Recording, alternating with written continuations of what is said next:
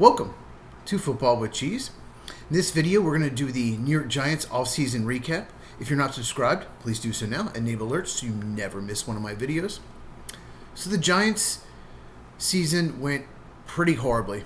Let's be honest, 3-14. They lost 10 straight at one point through the middle of the season. Just like the Patriots, they won a game late to cost them the first pick in the draft. I don't know why teams don't just play young guys and make sure they lose. You got to get that first pick. If they would have taken Cam Ward. Of course, they wouldn't have Abdul Carter. But that's a topic for another video. That game was against the Colts at home late in the year. They put up 45 points. It was the only home win the Giants had all year. And the combination of Daniel Jones, Drew Lock, and Tommy Cutlets. Yes, Tommy Cutlets. Okay, his name is Tommy DeVito. But we call him Tommy Cutlets here at the channel. That's his nickname. That combination at quarterback play was not good. They need to upgrade it. They changed the whole room. We'll go over that in a second. But let's go back real quick to the 2022 season. I think it's important to understand where the Giants are now.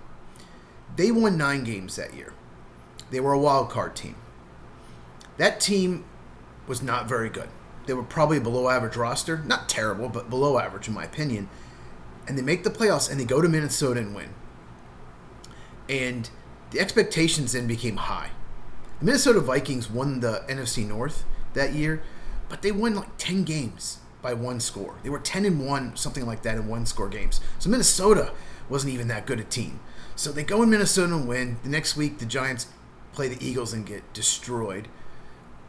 But the Giants ownership and front office probably thinking, wow, we won a road playoff game. We're good. So the expectations were high, and they got stuck because Daniel Jones was a free agent. He's their quarterback, and he's coming off his best year, for sure, but he wasn't a great player. He's never been a great quarterback, maybe above average. He only threw 15 touchdowns. So Joe Schoen, who was their GM, he was a brand new general manager. He come over from the Bills, decides to pay Daniel Jones $40 million a year. I was shocked. The whole NFL was shocked. Why are you paying Daniel Jones? And I heard the excuse, well, someone else would have paid him. Well, fine. Let someone else pay Daniel Jones $40 million a year. Don't do it.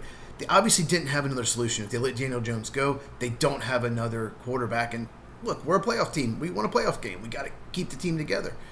And that move has set this team back. And that's a big reason why they're a 3-win team this year. But then the Giants go from 9 wins to 6 wins in 2023. Daniel Jones got hurt. He didn't look nearly as good.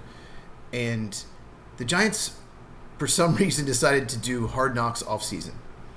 And they shouldn't have. And it made Joe Schoen look terrible. The Giants had a great draft in 2024. But they handled free agency about as bad as you could play. And it was all on film because they were on Hard Knocks. If you have not seen it, I recommend checking it out. It's crazy.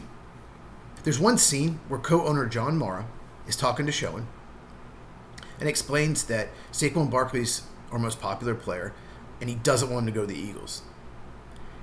And Schoen, for some reason, just didn't want to pay Barkley.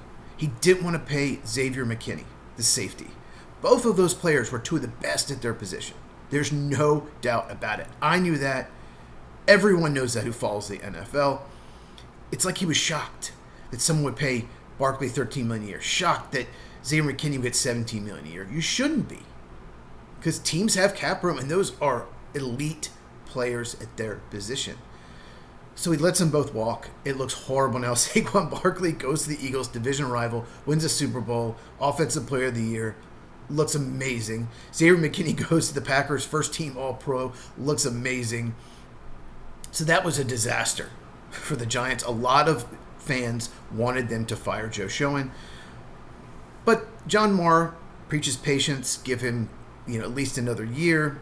You don't want to make decisions based on what fans think.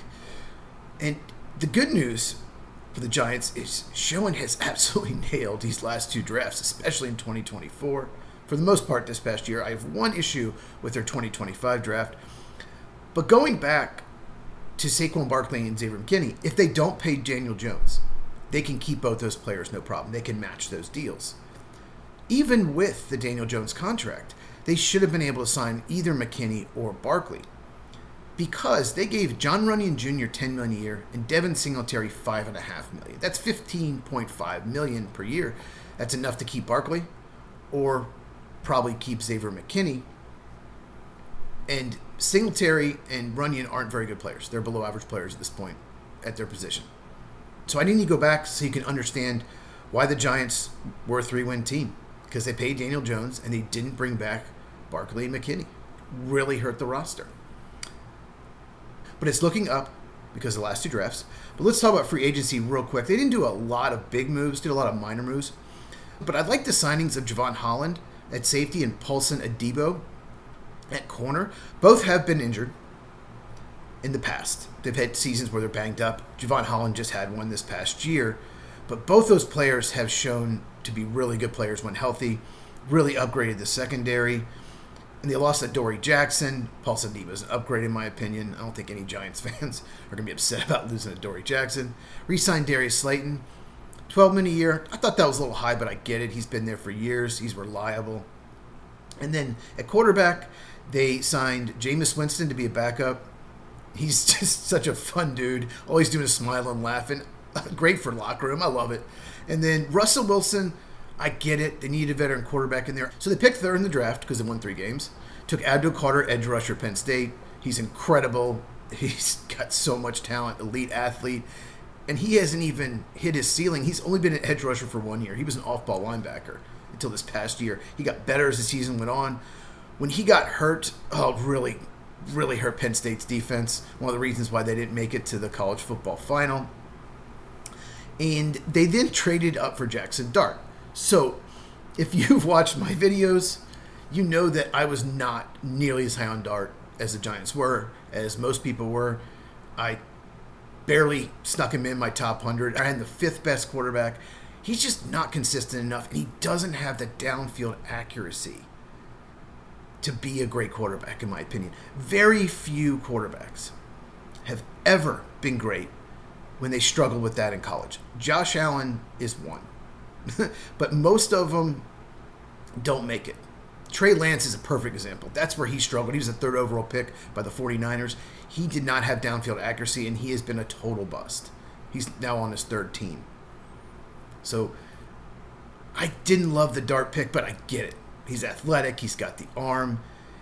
And he's in an offense at Ole Miss. It's so tough to evaluate. It's not a pro offense. Tennessee and Ole Miss are great programs. Don't get me wrong. And they have a lot of talent. They have a lot of players drafted every year, but it's so tough to evaluate those offenses for the NFL. So I didn't love the Jackson Dart pick, but they didn't give up much to move up. Only 2 third-round picks. A late 3rd rounder this year, 3rd rounder next year.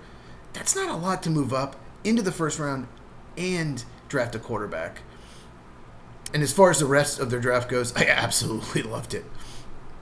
Darius Alexander, first pick of the 3rd round, defensive tackle Toledo, had an amazing Senior Bowl week. He was thought to be a late 1st rounder after that week, and then just kind of gradually fell.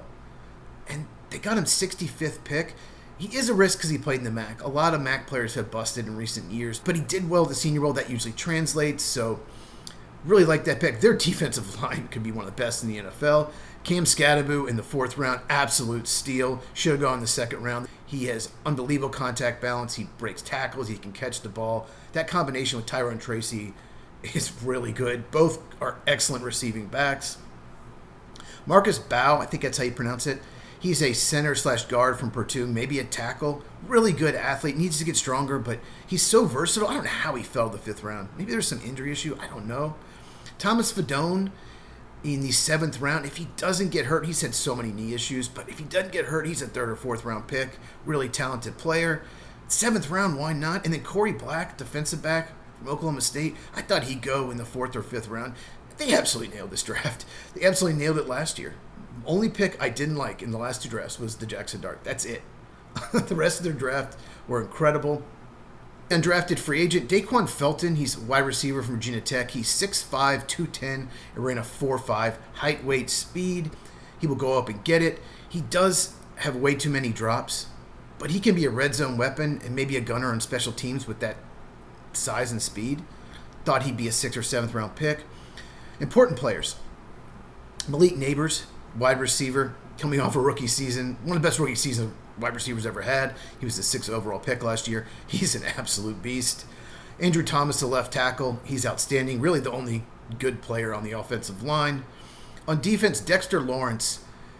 He's the best nose tackle in the NFL. He has been for years. There's no other nose tackle even close to his level. He can rush the passer, he can stop the run. Just an absolute nightmare for offenses.